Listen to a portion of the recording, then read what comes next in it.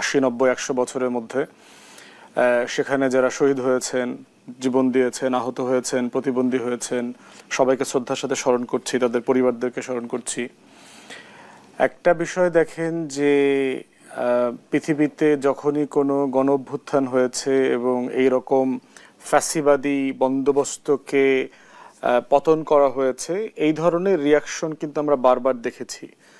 আপনি নিকট ভবিষ্যতে দেখেন যে আরব বসন্তের সময় আমরা দেখেছি যে যখন ইজিপ্টে সফলভাবে আরব বসন্ত হয়ে গেল, এরপরে হোসনি মোবারকের যত মূর্তি ছিল সারা মিশর জুড়ে, সেগুলোকে প্রতিবাদকারী জনতা আপনার সেগুলো ভেঙে দিয়েছে। সাদ্দামের সেই বিখ্যাত বাগদাদের মূর্তিটা আপনারা বারবার দেখেছেন যে সাদ্দামের পতনের পর তাকে যখন গ্রেফতার করা হয়, তারপরে কিন্তু তার মূর্তিটা আপনার ভেঙে চুরমার করে দেওয়া হয়েছে। তিউনিসিয়াতে দেখেছি আপনার বেন আলীর মূর্তি ভেঙে দিয়েছে। ইভেন ইউরোপিয়ান হিস্ট্রিতে যদি দেখেন, দ্বিতীয় বিশ্বযুদ্ধের পরে আমরা দেখেছি জার্মানিতে, ইটালিতে এবং আপনার 90-এ সোভিয়েত ইউনিয়নের পতনের পরে আপনার লেনিনগ্রাদ থেকে লেনিনের মূর্তি ভেঙে ফেলা হয়েছে, সরিয়ে ফেলা হয়েছে। স্পেনে দেখেছি আপনার ফ্রাঙ্কো, যে স্বৈরশাসক ছিল গত শতাব্দীতে স্পেনের, তার মূর্তি ভেঙে ফেলা হয়েছে, সরিয়ে ফেলা হয়েছে। তার কবরের নাম ফলক পর্যন্ত পরিবর্তন করে দেওয়া হয়েছে, তার এবং তার পরিবারের নামে যে রাস্তাঘাট ছিল সেগুলো বদলে দেওয়া হয়েছে। তো এই জায়গাগুলোকে একটা গণ অভ্যুত্থানের যদি হিস্টোরিক মানে ধারাবাহিকতা দেখেন, সাধারণত এই ঘটনাগুলোই ঘটে। এবং আগস্টে আমরা দেখেছি যে শেখ মুজিব, শেখ হাসিনা এবং শেখ পরিবারের যত মূর্তি ছিল সেই মূর্তিগুলো বুলডোজ করে দেওয়া হয়েছে, দেশের মানুষ সেটা করেছেন। এবং একইভাবে দেখেন যে আমাদের বিরুদ্ধে যখন প্রতিবাদ প্রচুর মানে প্রপাগান্ডা করা হচ্ছিল আপনার ইন্ডিয়ান গণমাধ্যমে, যে বাংলাদেশ থেকে সব মূর্তি সরিয়ে ফেলছে, ভেঙে ফেলছে মৌলবাদীরা, জঙ্গিরা, তখন কিন্তু আমাদের পক্ষ থেকে বলা হয়েছে ঢাকা বিশ্ববিদ্যালয় থেকে শুরু করে অন্যান্য জায়গায় যত ভাস্কর্য আছে দেখেন তো শেখ পরিবার ছাড়া অন্য কোনো ভাস্কর্য ভাঙা হয়েছে কিনা। তাহলে এইটা যে একটা মৌলবাদী ফেনোমেনা না, এটা যে একটা সেকুলার প্রতিবাদী একটা রেবেলিয়ন ফেনোমেনা, সেটা হিস্টোরিক্যালি বারবার প্রমাণিত একটা ব্যাপার। এবং আপনি দেখেন এই বাস্তবতাটা এখনো বিরাজমান। তো সেই জায়গাতে বুঝতে হবে যে 6 মাস গণ অভ্যুত্থান এবং গণহত্যার হয়ে গেছে, আওয়ামী লীগ নামক যে মাফিয়া দলটা আছে, জাতীয় পার্টি এবং 14 দল, ন্যূনতম অনুশোচনা, ক্ষমা প্রদর্শন করা, জাতির কাছে ভুল স্বীকার করা, মাফ চাওয়া, নরম হওয়া, কোনো কিছু আমরা দেখি নাই। আওয়ামী লীগ এবং তার 14 দলীয় সিন্ডিকেটের একজন সাধারণ মাঠ পর্যায়ের কর্মী থেকে শুরু করে তাদের টপ লিডার পর্যন্ত যারা আছেন দেশে এবং বিদেশে, তাদের ভিতরে ন্যূনতম কোনো অনুশোচনা আমরা দেখি নাই।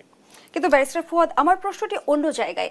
আমরা গণঅভ্যুত্থানের 6 মাস পার করলাম, সরকার কেন এখন পর্যন্ত আওয়ামী লীগের বিষয়ে কোনো সিদ্ধান্ত উপনীত হতে পারলো না, বা কোনো প্রক্রিয়ার ভেতর দিয়ে আমরা আওয়ামী লীগকে কেন নিষিদ্ধ করতে পারলাম না? ছাত্র জনতার কেন রাজপথে নামতে হলো? দেখেন, সেইটার একটা জায়গা হচ্ছে যে আপনার পলিটিক্যাল পার্টির একটা কনসেনসাসের বিষয় আছে, রাজনৈতিক উদ্যোগের ব্যাপার। যেভাবে দেখেন 15ই আগস্ট শোক দিবস পালিত হবে কি হবে না, এই প্রশ্ন কিন্তু রাজনৈতিক দলের সাথে বৈঠক করে মীমাংসা করা হয়েছিল। কিন্তু সেই জায়গাতে আওয়ামী লীগের রাজনীতি এবং তার নির্বাচন করবার অধিকার থাকা না থাকা নিয়ে যে কনসেনসাসটা তৈরি করা দরকার ছিল, সেটা আমরা এখনো দেখতে পাচ্ছি না। আমি ব্যক্তিগতভাবে এবং অসংখ্য প্ল্যাটফর্মে আপনার এই বিষয়ে একটা প্রস্তাব দিয়েছিলাম যে একটা গণতদন্ত কমিশন করা হোক। আওয়ামী লীগ, জাতীয় পার্টি এবং 14 দলের ভবিষ্যৎ কি হবে সেই ব্যাপারে আমাদের রাজনৈতিক দল, অংশীজন যারা আছেন, ছাত্ররা আছেন, পেশাজীবীরা আছেন, তারা সেখানে মতামত দেখ। আমাদের যারা নাগরিক সমাজ আছেন তারা ব্যক্তিগতভাবে অনলাইনে রেজিস্ট্রেশন করে মতামত দিতে পারে। এবং আওয়ামী লীগ প্রশ্নে কিন্তু 5, 6, 7টা মতামত আসতে পারে। আমার দৃষ্টিতে একটা মতামত আসতে পারে যে আপনার দ্বিতীয় বিশ্বযুদ্ধের পরে যেটা হয়েছে, জার্মানিতে নাৎসিদেরকে নিষিদ্ধ করে দেওয়া হয়েছে, ইটালিতে ফাসিস্তাদেরকে নিষিদ্ধ করে দেওয়া হয়েছে। শুধু তার দল নিষিদ্ধ করা হয় নাই, তার রাজনীতি রিলেটেড যত বই, পুস্তক, সাহিত্য, সিম্বল, কাপড় চোপড়, পোশাক, ইভেন ধরেন মানে মালা পর্যন্ত তাদের যেগুলো ছিল, হাতের ব্রেসলেট ছিল, সেগুলো পর্যন্ত নিষিদ্ধ করা হয়েছে। এখন আমরা কি সেই মডেলে আওয়ামী লীগকে নিষিদ্ধ করবো কিনা? এটার যারা সমালোচক তারা বলছেন যে রাষ্ট্র মানবিক অধিকারের জায়গায়, রাজনৈতিক অধিকারের জায়গাতে 45 থেকে আমরা অনেক সামনে এগিয়ে গেছি, কারণ 48-এ মানবাধিকারের সনদ এসছে সারা দুনিয়াতে, 51-তে কনভেনশন এসছে, জিনেভা কনভেনশন থেকে শুরু করে অন্যান্য কনভেনশন আসছে। সিভিল পলিটিক্যাল রাইটস আমরা এইভাবে ক্ষুব্ধ করতে পারি কিনা, এই সমালোচনাটা আছে। দ্বিতীয় একটা অপশন মতামত আসতে পারে, সেটা হচ্ছে আমরা সাউথ আফ্রিকান মডেলে আওয়ামী লীগকে ডিল করবো কিনা, যে একটা ন্যূনতম মেজর অপরাধগুলোর বিচার হবে, গণহত্যা, গুম, খুন, মানি লন্ডারিং, মানবাধিকার লঙ্ঘন, নির্বাচন ব্যবস্থা ধ্বংস করে দেওয়া, এইরকম 5-7টা মেজর ক্রাইমের বিচার হবে এবং বড় বড় ক্রিমিনালদের আপনি বিচার করবেন। বাকিগুলোতে একটা জেনারেল অ্যামনেস্টিতে নিয়ে আসবেন, সাধারণ ক্ষমার অধীনে এনে সাউথ আফ্রিকান মডেলে আমরা একটা রিকনসিলিয়েশন প্রসেসে চলে যাব। কারণ আদারওয়াইজ এই বিচার প্রক্রিয়া যদি চলতে থাকে, এটা একসময় আপনার কম্বল বাস্তে গাও যাওয়ার মতো অবস্থা হবে। কারণ আওয়ামী লীগের বেনিফিশিয়ারি না এমন লোক গত 16 বছরে খুঁজে পাওয়াটা খুব মুশকিল হয়ে যাবে। থার্ড একটা মতামত আসতে পারে, সেটা হচ্ছে মানবাধিকার ট্রাইব্যুনাল, আন্তর্জাতিক যে যুদ্ধাপরাধ ট্রাইব্যুনাল আছে, সেখানে আওয়ামী লীগের নেতাদের গণহত্যা এবং মানবতা বিরোধী অপরাধে বিচার চলছে। এই বিচারে ব্যক্তির পাশাপাশি রাজনৈতিক দল হিসাবে আওয়ামী লীগের ভূমিকা কতটুকু ছিল, শেখ হাসিনা কি শুধু ব্যক্তি আকারে বিচার করা হবে, একটা অবৈধ প্রধানমন্ত্রী হিসেবে বিচার করা হবে, না আওয়ামী লীগের নেত্রী আকারে বিচার করা হবে, সেক্ষেত্রে আইসিটি ট্রাইব্যুনালের পক্ষ থেকে দলের ব্যাপারে একটা মতামত দিতে পারে। যদিও আইন সংশোধন করে পরে প্রত্যাহার করে নেওয়া হয়েছে যে দলকে নিষিদ্ধ করার কোনো শাস্তি সরকার রাখছে না, কিন্তু জাজদের উপর ছেড়ে দেওয়া হয়েছে, ট্রাইব্যুনাল যদি মনে করে, সেক্ষেত্রে একটা মতামত আসতে পারে। চতুর্থত হচ্ছে রাষ্ট্র অ্যাটর্নি জেনারেলের অফিসের কাছে ওপিনিয়ন সিক করতে পারে এই বাস্তবতায় 16 বছরের আমলনামা খতিয়ান তুলে ধরে যে আওয়ামী লীগ, জাতীয় পার্টি এবং 14 দলের রাজনীতির ব্যাপারে আমাদের কি মতামত হওয়া উচিত, কি সিদ্ধান্ত নেওয়া উচিত, সেটা একটা মতামত হইতে পারে। পঞ্চমত হতে পারে আপনি শুধুমাত্র গত পদস্থ যত নেতা আছে 2009 থেকে শুরু করে আওয়ামী লীগের বিভিন্ন কমিটিতে ছিলেন, যারা মানি লন্ডারিং করেছেন, ফৌজদারি অপরাধ করেছেন, শুধুমাত্র তাদেরকে আপনি রাজনীতি এবং নির্বাচন থেকে নিষিদ্ধ করে দেবেন তদন্ত সাপেক্ষে। বাকিরা আপনার সারফেস লেভেলে চলে আসবে।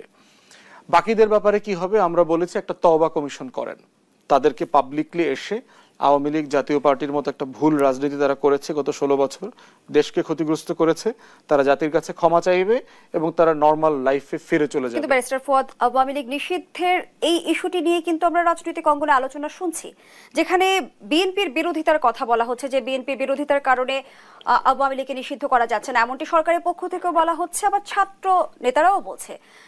আজ আমরা দেখলাম যে বিএনপির স্থায়ী কমিটির সদস্য সালাউদ্দিন আহমেদ বললেন আওয়ামী লীগ নামে বাংলাদেশে কেউ রাজনীতি করতে পারবে না, গণহত্যার বিচারে এই সংগঠন নিষিদ্ধ করতে হবে। বিএনপি কি সেই অবস্থান থেকে সরে আসলো বলে মনে করেন?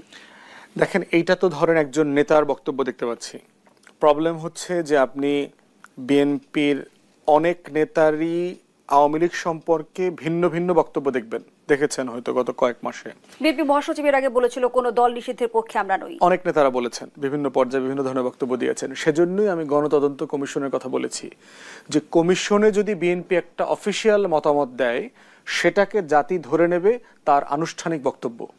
কিন্তু ব্যক্তি বিএনপির নেতা কে কি বলছে এবং কন্ট্রাডিক্টরি বক্তব্য দিচ্ছে, সেগুলোকে আপনি খুব সিরিয়াস দলের বক্তব্য আকারে ধরতে পারবেন না, পারছি না আমরা সেটা। এই জন্যই আমরা বারবার অন্তর্বর্তীকালীন সরকারকে বলেছি গণতদন্ত কমিশন করেন, মতামত নেন।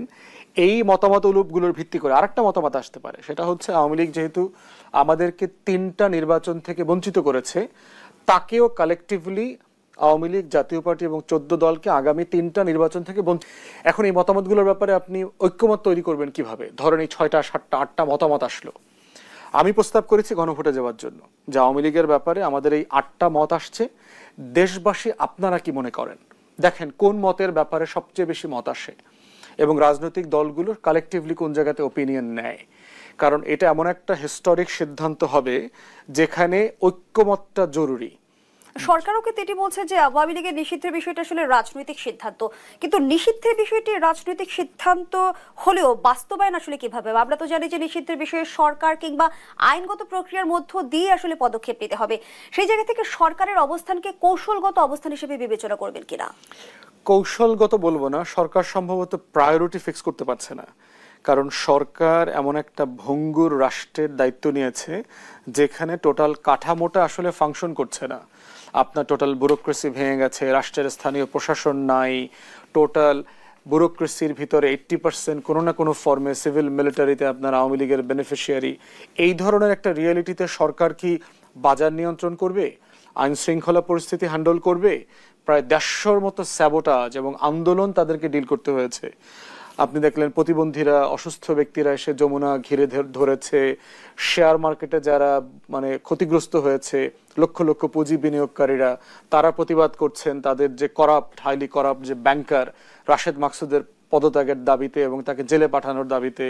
তিতুমিরের ছেলে, তিতুমির কলেজের সভাপতি এবং নেতৃবৃন্দদের ইন্ধন আছে। এখন সরকার আসলে প্রায়োরিটি ফিক্স করতে পারছে না যে কি করবে। আবার ইতিমধ্যে দেখেন যে অনেকগুলো কমিশন কিন্তু গঠিত হয়েছে, আজকে সহ 6টা কমিশনের রিপোর্ট চলে আসছে। আবার সরকার বলছে 15 তারিখ থেকে সে ঐক্যমতের যে কমিশন আছে তার নেতৃত্বে সবার সাথে বসবে। তাহলে এখন সে আসলে কতগুলা কাজ করবে? যেহেতু তার কাজ করবার হ্যান্ড কমে গেছে, তার কোনো স্টেট মেশিনারি তার পক্ষে নাই, সবাই কোনো না কোনো ফর্মে তাকে সাহায্য করছে না, অথবা ইতস্তত করছে, অথবা কাজ স্লো করে দিয়েছে, অথবা কোনো না কোনো ফর্মে তাকে বিব্রত করবার চেষ্টা করছে। সেই জায়গাতে তারা বোধ করছে হয়তো তারা প্রায়োরিটি ফিক্স করতে পারছে না। কিন্তু যেহেতু এটা একটা হিস্টোরিক রিয়ালিটি এবং এটা না করতে পারলে যেটা হবে, আজকের রাতের ঘটনার মতো ঘটনা বিচ্ছিন্নভাবে ঘটতে থাকবে এবং সেটা বাংলাদেশ সম্পর্কে ভালো ভাবমূর্তি তৈরি করা অথবা ভালো মেসেজ দেওয়া দেশে এবং বিদেশে আমাদের জন্য সেটা সম্মানজনক হবে না। তাই একটা সিস্টেমের ভিতর থেকে আওয়ামী লীগ জাতীয় পার্টির রাজনীতির ব্যাপারে একটা কনসেনসাস বেসড ডিসিশনে আসাটা আমাদের জন্য জরুরি। এর বাইরে যেটা ঘটেছে আজকে দেখেন, আজকে দিনটা তো একটা সেন্সিটিভ দিন।